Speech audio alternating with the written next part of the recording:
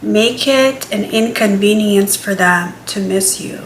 Make it an inconvenience for them to grow without your help. Let it be, because once you try to help someone too much, you are now taking on to the role of being a mother and a father. And that's not a romantic relationship anymore. That's not a sacred union anymore. That is entirely something else. How is it possible that by you not helping your person, by you completely detaching from them, you are in fact actually helping them? You may have this misconstrued story in your head that you need to send the energy their way, that whenever you think about them, you're helping them, that if you are wishing them well, it will happen. When in reality, that's actually not really doing much, and it can actually prevent your person's growth. The growth only comes to those who are detached from the outcomes. So whenever you detach yourself from your person's outcomes and you're actually refocusing on your own outcomes, you are helping the journey between you and your person. If you ever want the possibility of the union to happen between you and your person, your number one priority is obviously detachment, but it's also not helping your person at all. It's more than detachment. It's stupidity. You need to take a look at yourself. You need to take a look at your own life first and foremost. What is it about you that's making you want to rescue someone else? What is it about you that makes you think that you know better how your person should be and what they should do in order to reunite with you, in order to come back to you, in order to start loving you properly? Why do you think that you actually have all of the answers? Why do you think so much of yourself and so little of your person? Because think about it, if you're someone who thinks that you are greater than, bigger than, more than the person that you love, then you're not being equal with them. You're not being honest with them. You're not being honorable to yourself, because you have chosen this person. You have chosen to be with them. So why think so little of them? That's really betraying your values and your morals and who you are as a person. That's giving a slap to yourself in the face, because you were the one that chose this person in the first place. So it's more than detachment, right? You may detach all you want, but at the end of the day, it's sometimes the relearning of not being of help to anyone else but to yourself.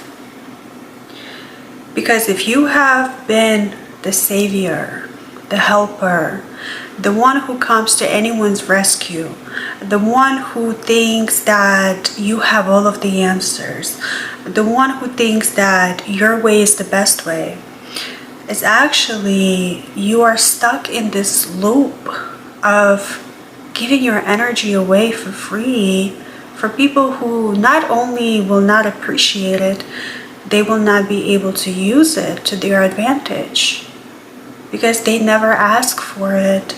They never wanted it in the first place.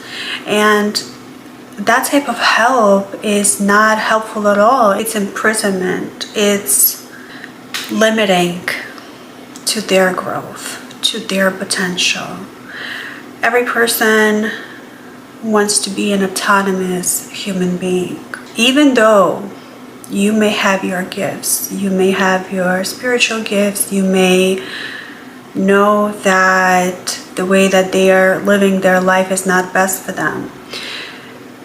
even though you may know all of the answers, say for example you do, it doesn't mean that by you telling your person or by you helping your person to come to that conclusion that you want them to come to is actually going to bring you back together with them, or is actually going to make this union sacred or special, or to make this union happen, right? Because you are literally creating a roadblock for your person in their journey by being of any help for them. The minute you stop trying to help someone who never asked for your help and who actually doesn't need your help because they are their own human being, they are adult, they are responsible for their own life, for their own mistakes, their own choices,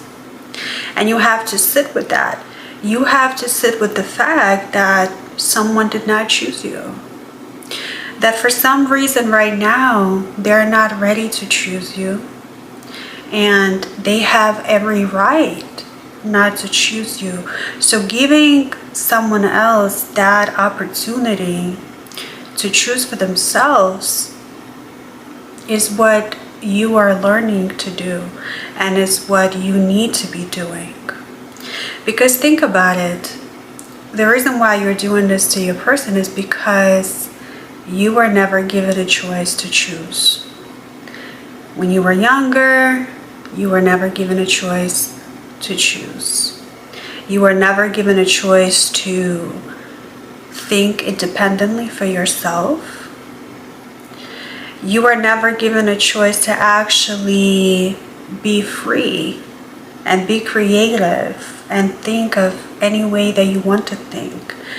You were told what to think, or you had to rescue someone to make sure that things don't fall apart. So now you feel like you need to be in control of this union and the outcome of this union. So being less of help is what you need to be doing. The more inconvenience you can actually bring to this journey to your person is actually the better. Because we tend to think that we need to make things better for others in order for things to manifest, or in order for the union to come together. When in reality, you had already done your part. That's why it didn't work out in the way that you wanted to work out, because you were actually doing too much. You were actually doing the work for the both of you, for you and your person. You were overgiving, you were overextending, you were overpopulating the potential of this union to be organic and to be sacred. Because it takes two equal parts to be able to stand on their own without needing each other.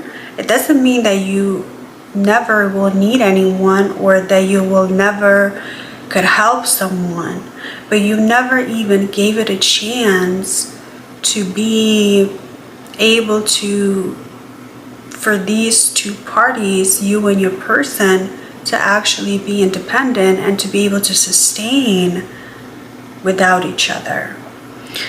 So that's why there's a lesson in this. Now you are doing everything for yourself, by yourself, and so will your person. Every time you reach out, or every time you try to help them, every time you try to send a signal, every time you try to connect with them energetically and etc., every time you do any spell work, every time you may even think about them for too long, where you feel like you just miss them, you are creating a roadblock in the reconnection with this person and reunion.